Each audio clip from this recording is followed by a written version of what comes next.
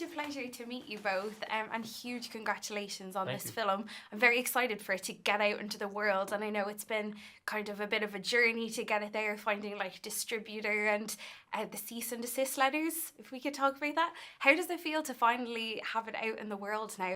Look, we've been talking about like what is the best time for it to get in, to get out, and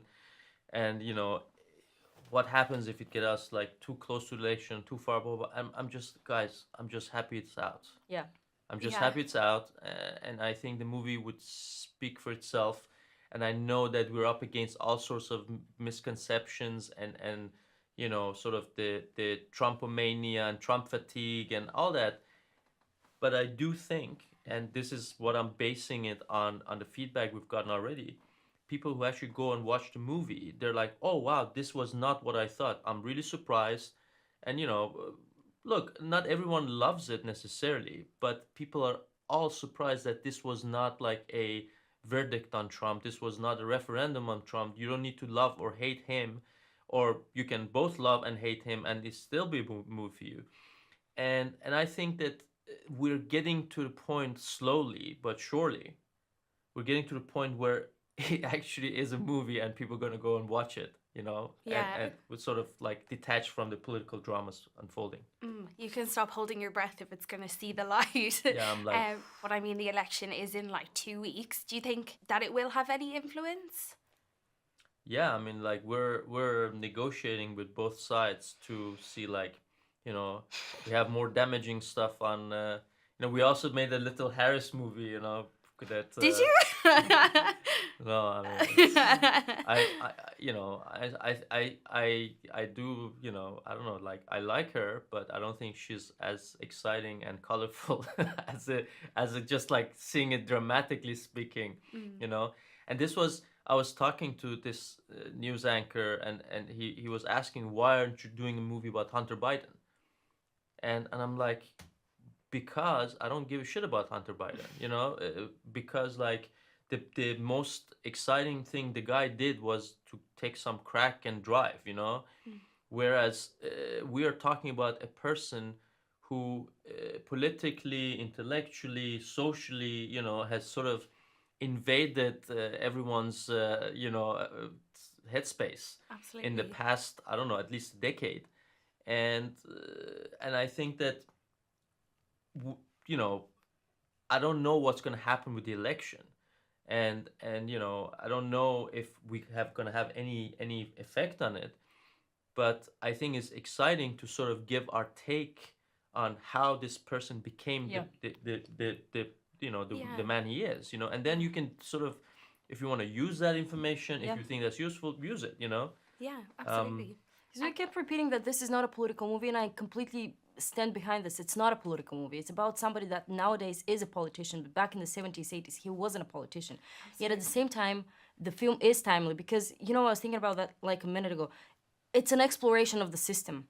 So when you have a deep dive into this place, even though it's been in the 70s, it might be helpful to be seen Yeah. before that time. For the context, yeah. Yep. Just a kind of a gear change away from the politics as such, but I saw a really interesting quote from you, Maria, about some stereotypes that you've experienced being in Hollywood as an Eastern European actress, and how you were really grateful for this role of Ivana. It was different. I'd love to hear about your experience, what that means to you, and also kind of what you hope the film industry does for Eastern European actresses. Well, I'm just hoping for representation at the end of the day. Me and my producing partner, Julian, we met because he released his Facebook status, quote unquote, we're searching for a lead actress for a big Hollywood movie. Send us over your details, record something, and hypothetically you're gonna end up in a different country. Which I completely didn't believe that that's real, because things like that doesn't really happen to people like Sounds me. a little bit fake. Like a con, maybe, yeah. But it ended up actually being the movie that changed my life. And I did Borat. I came here, then we went to the States, then the pandemic happened, then I met this genius man next to me. And, I've been hoping and imagining that, dreaming that someday the border will open and we will be having the opportunities to at least compete for the same characters, at least characters that feel right for us. And it doesn't really happen often. It doesn't really happen even if it's a Slavic character, even if it's an Eastern European character, even if it's a character that doesn't necessarily need a description where they came from, who their family is. etc., etc., etc. So having the chance to read for The Apprentice and meet with Ali has been really great. And I hope more and more we shine light on people from my region of the world, people that are just as talented and they are just lacking opportunities.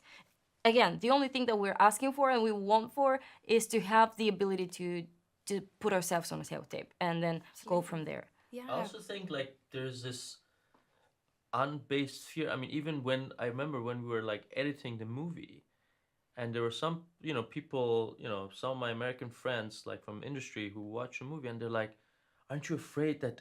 Do you think people can understand what she's saying?" I'm like, "Yeah. I mean, she has an accent, but so does, I mean, Most from people, yeah, yeah. so does so do I, so does like I don't know, like a lot of vast majority of the population. They don't speak Queen's English or sort of New York, whatever you would call the American. And I think there's this fear that you're sort of alienating the audience if you're having a character that doesn't speak in an accent that you sort of recognize as neutral, Mm. um, which I find really strange Mm. because that's not we're past that. The audience is past that. That's the thing. The audience is past that. Like they passed that 10, 20, 30 years ago, Yeah. but it's still a perception in industry. And I think, I'm hoping that this is at least an example of like, you don't need to worry about anything. Absolutely. They need to catch up. We're all ready for them. So I've been told to wrap up, but thank you so much. It's Thank such a you. pleasure to speak with you. Thank you.